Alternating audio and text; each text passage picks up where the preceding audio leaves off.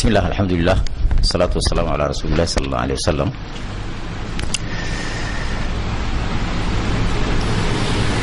Il m'est choix de vous parler de la situation des femmes, ces mères de famille, ces enfants, ces filles, et également aussi des hommes qui ont subi des traitements inacceptables dans les locaux de la gendarmerie le vendredi 2 août 2013. D'abord, qu'est-ce qui s'est passé? Depuis le 22 février 2013, tous les vendredis, dans la plupart des mosquées de la capitale, à Djibouti, les Djiboutiens manifestent leur rejet de la dictature. Ils réclament les voix qui leur ont été confisquées. Ils réclament la liberté dans son ensemble, liberté de manifester, liberté d'organisation, liberté d'expression. Et ils demandent tout simplement la justice, pour que justice soit faite à ce peuple qui, depuis 36 ans, croupit sous les jougs de la dictature du RPP. Tous les vendredis, il y a des manifestations à la sortie des prières où la population exprime ce qu'elle ressent. Vendredi 2 août 2013, dans la mosquée Zouber qui se trouve dans le quartier Cheikh Moussa de Walbala, il y a eu, comme ailleurs, des manifestations. Cette mosquée a la particularité d'être surveillée par une brigade renforcée de la gendarmerie qui s'appelle brigade Cheikh Moussa. Et toujours, ce sont les gendarmes de cette brigade qui surveillent les gens qui manifestent à la sortie des prières. Ce jour-là, alors que tout le monde est sorti pour manifester pacifiquement et qu'il n'y avait aucune violence au sein des manifestants, les gendarmes se sont attaqués brutalement aux manifestants et ont emprisonné une cinquantaine de personnes, pour la plupart des femmes. Ils les ont amenés à la brigade du Nord, on appelle le fichier. Et quand nous sommes allés après elle à la brigade du Nord, on nous a dit qu'elle se trouvait dans la section brigade de recherche et qu'elles étaient sous enquête. Il faut rappeler que nous sommes au mois de Ramadan.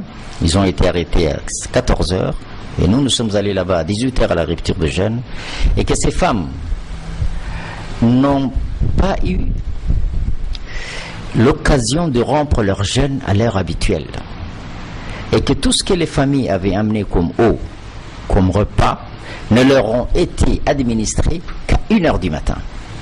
Ce qui fait qu'elles gardaient le jeûne jusqu'à cette heure-ci. Si au moins elles gardaient ce jeûne dans des chambres,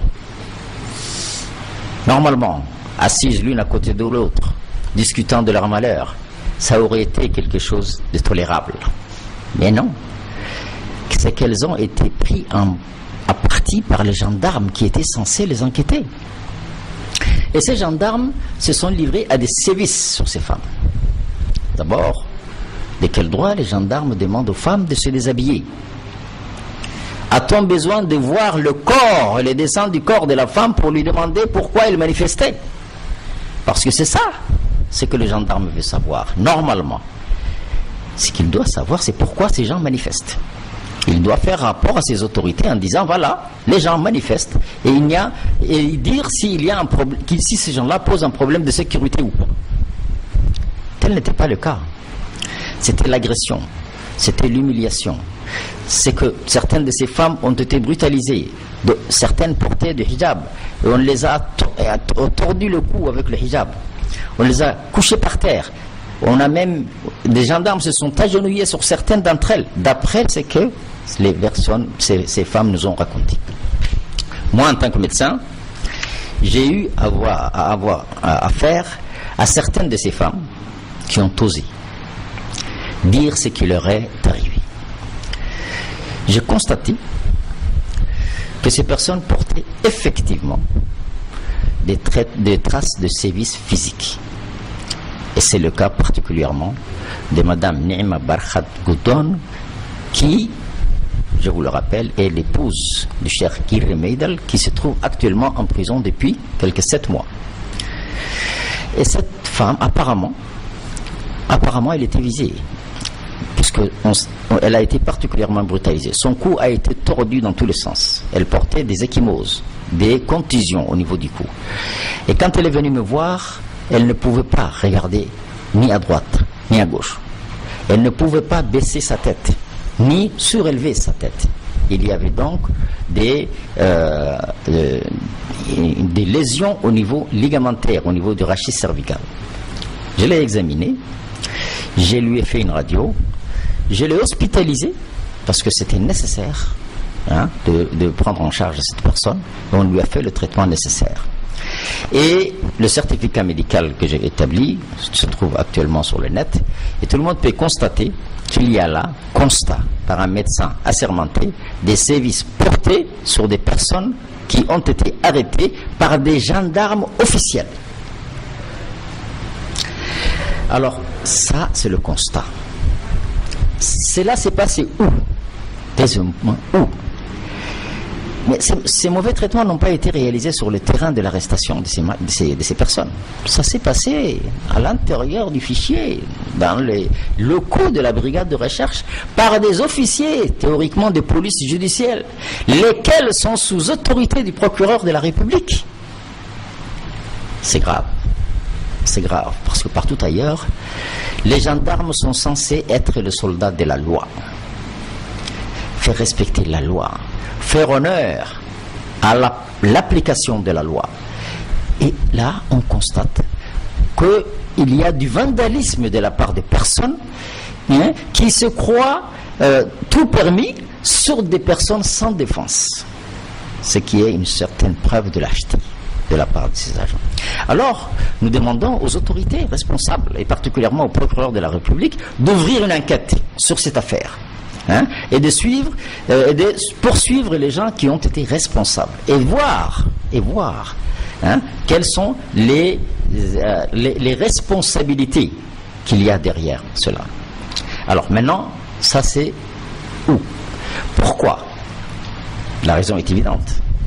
C'est qu'on veut décourager les manifestants appartenant à l'USN, l'Union pour le Salut National, qui est le seul espoir, depuis 36 ans, de changement politique radical dans ce pays. Parce que unitaire, parce que sincère, parce que honnête, parce que portant l'espoir du peuple, parce que décidé à faire en sorte que cela aboutisse. On s'attaque à l'USN. On veut détruire l'USN. On veut démoraliser les militants de l'USN. Mais nous disons aux responsables politiques de ce pays que la responsabilité de toutes ces tortures vous incombe. À vous de prendre vos responsabilités et de donner les instructions aux gens qui dépendent de vous, à ces soldats qui dépendent de vous, pour leur dire d'arrêter cela et de poursuivre ceux qui se sont conduits de cette manière. Deuxièmement, nous disons aux gendarmes, messieurs, quand on vous demande, quand on vous apporte des gens en disant ils ont manifesté, votre rôle c'est de faire une enquête assis devant la personne et de poser des questions et de transcrire ce que la personne vous dit. Nous savons la loi autant que vous. Ne dépassez pas ce qui est votre attribut, parce que vous devez savoir que personne n'est au-dessus de la loi et qu'un jour ou l'autre vous aurez personnellement à répondre des actes dont vous vous êtes rendu coupable.